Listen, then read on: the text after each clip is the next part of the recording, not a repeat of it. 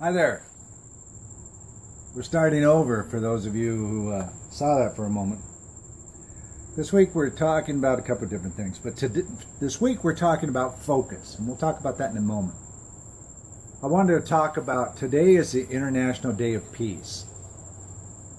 I've been an international peace activist for a number of years now. In a different video I did earlier today, I talked about what it is to be a warrior. I'm a veteran. I was a warrior for my country. But let's clarify what a warrior is, as opposed to somebody who's a fighter. A warrior is not one who seeks war.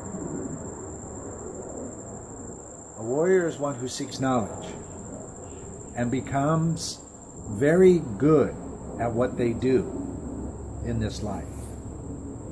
And as a result of that, they can protect what is near and dear to them should the opportunity of conflict appear. The best warrior trains and trains and trains. So if in the event of a conflict, they are ready. Okay? A fighter, they're lost people. They don't have love for self. They don't have peace for self. So they act out. They attack. They're aggressive. They're dangerous. Fighters are dangerous. They don't use ethics. See the difference? International Day of Peace is about warriors. It's about warriors who protect the whales. It's about warriors who protect the libraries. It's about warriors who wear a uniform to protect America and their loved ones. Those are all warriors. They're all the same. They are protecting what they have a passion about. Talk about International Day of Peace here for a moment. Be at peace today. Put your left hand over your heart and your right hand on your forehead. Close your eyes. Breathe in. And just allow your heart to send peace through your left hand up to both sides, the left and right side of your brain, and relax a minute. Maybe it's only for a few seconds. Maybe it's in the time it takes to give a good smile to someone you don't know. Maybe that'll help their inner peace, and it'll help your inner peace. Focus. We're talking about focus this week. Focus can be a pair of glasses helping you read. More importantly, it's your ability to remain engaged in whatever it is that your mind and or body is engaged in. That could be labor. That could be brain surgery. It could be doing triage in an emergency situation. Hi Rita, don't have my glasses on. Focus. Focus is easier when you have inner peace. When you have contacted that part of you that's really you, that you don't show people. People with PTSD and suicide ideation and alcoholism, they have a tough time with that. Because they've been detached. Their mind and their body are not connected anymore. Usually through trauma. Their ability to focus is at best suspect. Not their fault. nothing's broke either. Did you know that? Nothing's broken in there. There is a way to stop repetitive behaviors and repetitive thoughts, repetitive nightmares, add to the list however you like. There's what we call an on-off switch. Let's go there. It's your ability to turn that stuff off. All of us have it.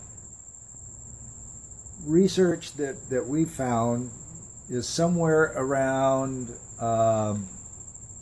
somebody checked in. Hi, Philip.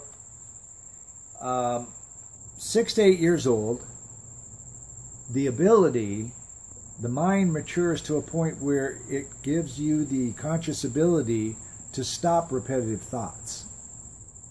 Now here's what went wrong for all of us who have repetitive behaviors.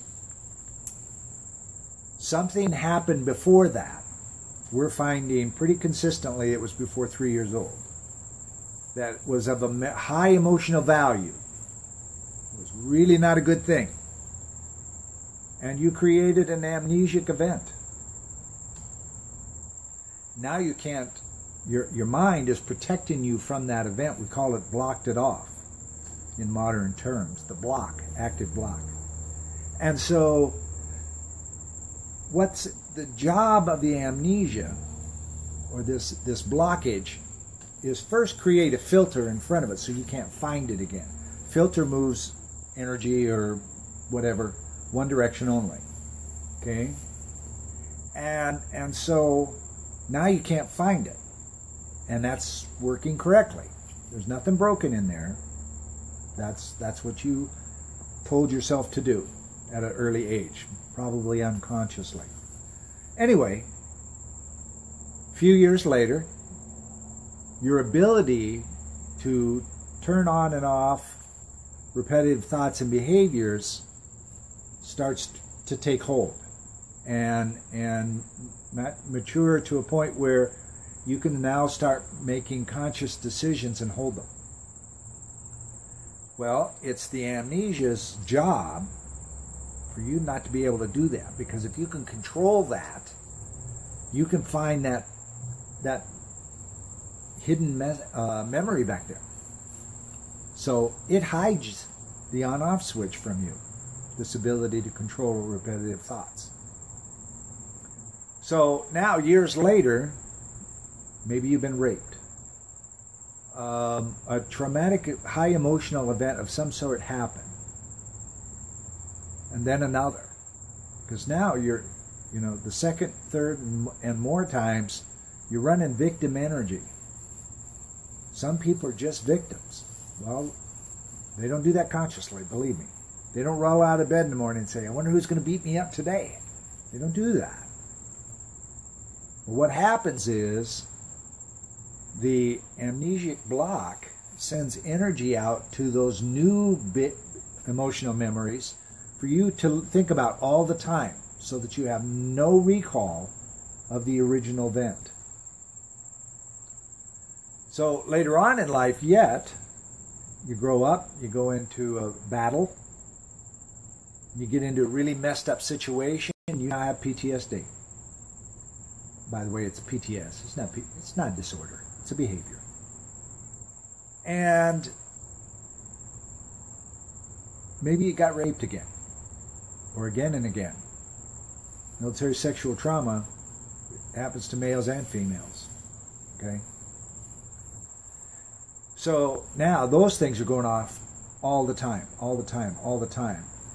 So if you're in a hot fire or a high emotional memory constantly, what associates itself with that? Panic attacks, nightmares, night sweats. I used to wake up horrible night sweats. It's like somebody poured a bucket of water out the back of my head. Unbelievable. Ruined I don't know how many pillows.